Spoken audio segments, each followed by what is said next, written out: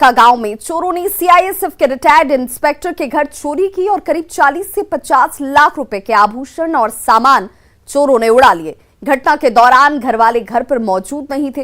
पीड़ित ने पकड़ी दयाल थाने में केस दर्ज कराया है। इसके अलावा भी एक घर में चोरी की घटना को चोरों ने अंजाम दिया है। फिलहाल पुलिस दोनों ही मामले की जांच में जुटी है। 50 लाख के आसपास की चोरी है, जो कि जिसमें हम लोग तीनों भाई सर्विस में हैं। हमारे 2 लड़के हैं, वो भी सर्विस में हैं, और 2 बहुएं हैं हमारी, वो भी सर्विस में। अच्छा, अंदाजा लगाया जा सकता है कितनी संख्या में चोर आए होंगे, चोरी किया होगा? बांका जिले के शंभूगंज में मनरेगा योजना में गबन का मामला सामने आया। बिना सड़क बनाए ही 9,99,000 रुपए की निकासी कर ली गई। ये पक्की सड़क शंभूगंज पशु अस्पताल से कस्तूरबा विद्यालय तक बनने वाली थी, लेकिन अधिकारियों की मिलीभगत से देखिए सड़क का निर्माण भी नहीं हुआ और पैसे की निकासी कर ली गई। अधिक जानकारी दे रहे हैं संवाददाता नागेंद्र द्विवेदी। मनरेगा योजना में अक्सर माना जाता है कि योजनाओं में हेरफेर और मैंडेज में कर्मियों द्वारा चोरी की जाती है।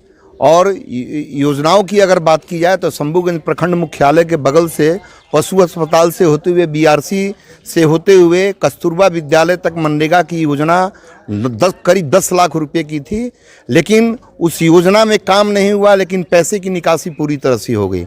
इस योजना का दिलचस्प ढंग से खुलासा किया है यहाँ के नवनिर्वाचित प्रखंड प्रमुख। हम उन्हीं से जानना चाहते हैं भाई कैसे आपको जानकारी हुई कि योजना में पूरी तरह से लूट हुई है?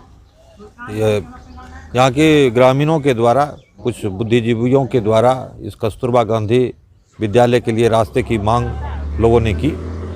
इसके बाद मैं उसकी सूची निकाली, मनरेगा के जो कार्य किए गए सूची ऑनगोइंग योजनाओं की। उसमें पता लगा कि यह रोड तो बन चुका है। भ्रष्टाचार फैला हुआ है शंभूगंज में, करसों पंचायत में। मनरेगा का कई योजना है जो इसी तरह से हो रहा है और पंचायत समिति को कोई जानकारी नहीं दी गई। अगर प्रमुख और लोगों की बात माने तो इनका साफ कहना है कि योजना में पूरी तरह से लूट हुई है।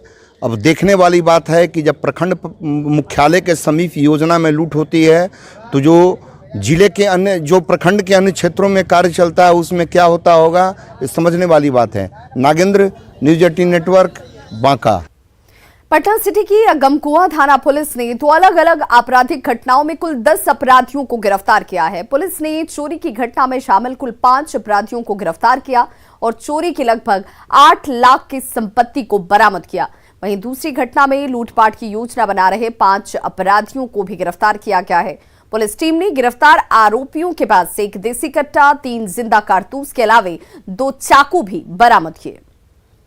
देखिए, कल शाम को गमकुआ थाने के द्वारा 2 अलग अलग घटनाओं में 10 व्यक्तियों की गिरफ्तारी की गई है। पहली घटना है 5 तारीख को हमारे यहाँ एक केस दर्ज कराया गया था चोरी का, निशांत कुमार के द्वारा, जो भागवत नगर के रहने वाले हैं। उनका कहना था कि वो अपने दादी की मृत्यु में वो हो गई थी, वहाँ पे सम्मिलित होने के लिए निकले थे और घर में कोई नहीं था।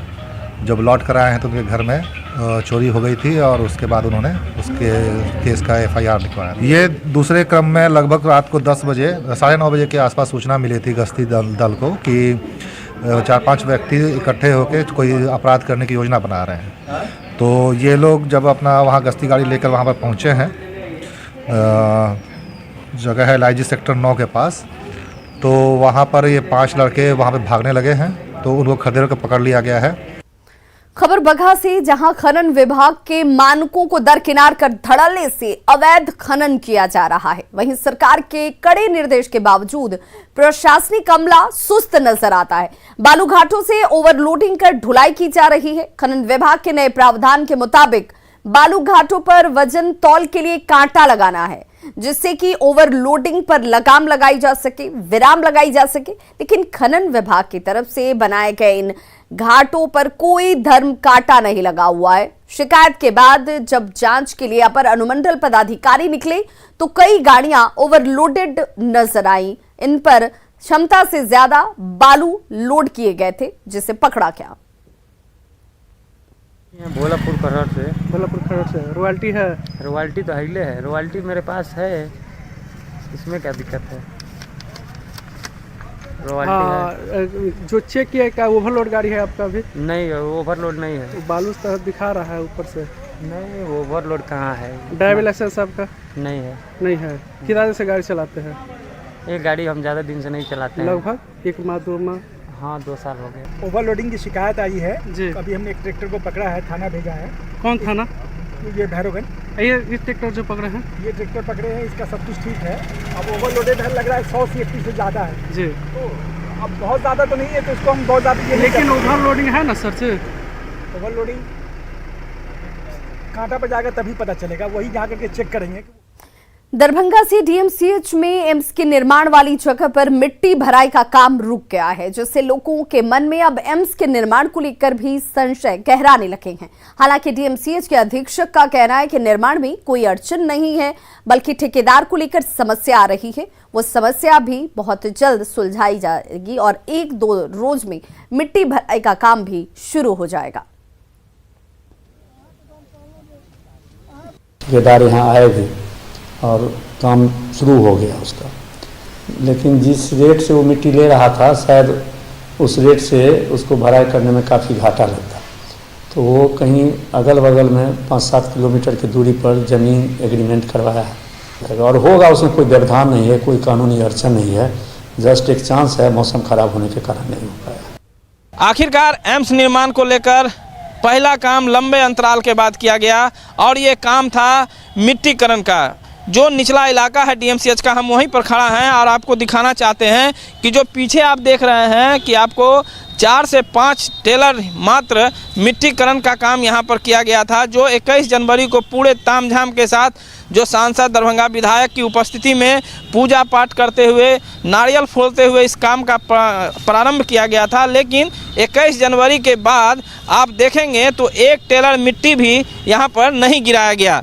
कारण ये बताया जा रहा है कि जो मिट्टी गिराने वाली कंपनी है उनको मिट्टी यहाँ पे मिल नहीं रहा है। तो आखिर इतने तामझाम से यहाँ पे करने की क्या आवश्यकता थी, जिसके बाद अब एक प्रश्न उठना शुरू हो गया है कि आखिर एम्स के काम को फिर रोक दिया गया है। लोगों के बीच एक संदेह है, लेकिन हमने अधिकारियों से भी बात किया है और उन्होंने कहा है कि जल्द ही 1 से 2 दिन में फिर से यहाँ पर मिट्टीकरण का काम होना शुरू हो जाएगा। लाजमी भी है, यदि 1 से 2 महीने में मिट्टीकरण पूरा नहीं किया जाता है तो फिर बरसात आएगा और ऐसे में मिट्टीकरण का काम नहीं होगा और एम्स का निर्माण अधूरा फिर रह जाएगा। विपिन कुमार, न्यूज़ 18 दरभंगा। सिवान के किसान नीलगाय से परेशान हैं। जी हां, झुंडों में आकर नीलगाय फसलों को नुकसान पहुंचा रही हैं। नीलगायों के झुंड गेहूं, आलू, सरसों, मक्का की फसलों को बर्बाद कर रहे हैं। फसल चरने से ज्यादा इनके पैरों के कुचलने से फसल की बर्बादी हो रही है और देखिए किस संख्या में नीलगाय की मौजूदगी है और इस वजह से किसान जो है वो परेशान है, क्योंकि उनकी खेतों में तैयार फसलें बर्बाद हो रही हैं। सागर गांव के किसान भगवान भरोसे खेती करने को मजबूर हैं। 24 घंटे खेतों की रखवाली करना संभव नहीं है और ऐसे में किसानों ने नीलगायों के आतंक से निजात दिलाने की मांग की है। नीलगाय सब खा जा रही है।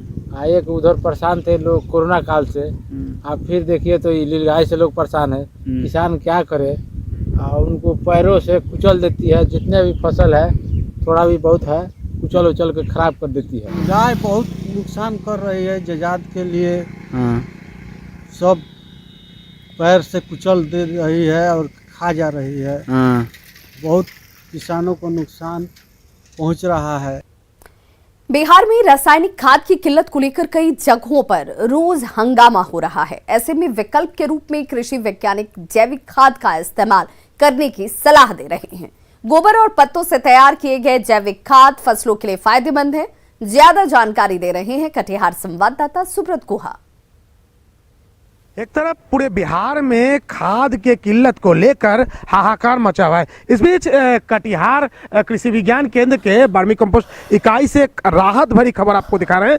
दरअसल वर्मी कंपोस्ट से अगर खेती किया जाए तो खेती की गुणवत्ता तो रहता ही है, साथ में जो ये डीएपी खाद के लिए ये हाहाकार मचा हुआ है, इससे भी किसानों को निजात मिल सकता है। ये विधि है, इसमें गोबर और जो तमाम चीज़ है वो मिलाया जाता है है, इससे ये खाद तैयार किया जाता है जिसे इसे काला सोना कहते हैं। किसान काला सोना क्या है, ये इसकी बनने की विधि और कितना लाभ है, आइए बात करते हैं कृषि विज्ञान केंद्र के बड़े जो वैज्ञानिक हैं उनसे। मैडम, कितना लाभदायक है और किसानों के लिए कितना फायदेमंद है? ये जो केचुआ खाद वर्मी कंपोस्ट है, जो इन दिनों किसानों के बीच खादों का, रासायनिक खादों की किल्लत चल रही है, अगर किसान भाई इसका प्रयोग करें तो आप देखते होंगे कि मिट्टी की उर्वरा शक्ति इस रासायनिक खादों से काफ़ी ख़त्म हो रही है। और इसको बनाने के लिए आप देख रहे हैं कि इसमें हम लोग गोबर और जैसे सूखे पत्ते वगैरह, सब्जियों का वेस्ट मटेरियल और जलकुंभी वगैरह को काट के इसको तैयार किया जाता है। तो निश्चित तौर पर न सिर्फ उन लोगों को लाभ होगा बल्कि जो उस फसल को या जो फलन को खाएंगे उनके भी सेहत तंदुरुस्त रहेगा। सुब्रत, न्यूज़ 18 कटिहार। नवादा सदर अस्पताल स्थित कई पुराने जर्जर भवन को विभाग के आदेश के बाद तोड़ दिया गया था, लेकिन अभी तक उन स्थानों पर नया भवन बनाने का काम शुरू नहीं हुआ, जिस वजह से जगह के अभाव में वहां के कर्मियों को काम करने में अब परेशानी का सामना करना पड़ रहा है। मुख्य रूप से दिक्कत है यहाँ बैठने का स्पेस थोड़ा कम है ऑफिस में, यही दिक्कत आ रहा है। पहले जो बिल्डिंग था उसमें हम लोग का ऑफिस ठीक ठाक से था, मतलब बैठने बैठने का, और इसमें थोड़ा सा अभी कम जगह है, स्पेस है, यही दिक्कत है। दिक्कत जगह की कमी है। हम लोगों को स्टाफ ज़्यादा हैं तो बैठने उठने का भी समस्या होता है, एक जगह बैठ के काम करना पड़ता है। यहाँ क्या प्रॉब्लम हो रहा है? प्रॉब्लम तो जगह का कमी है। प्रॉब्लम में क्या बताएं कि काम करने सिस्टम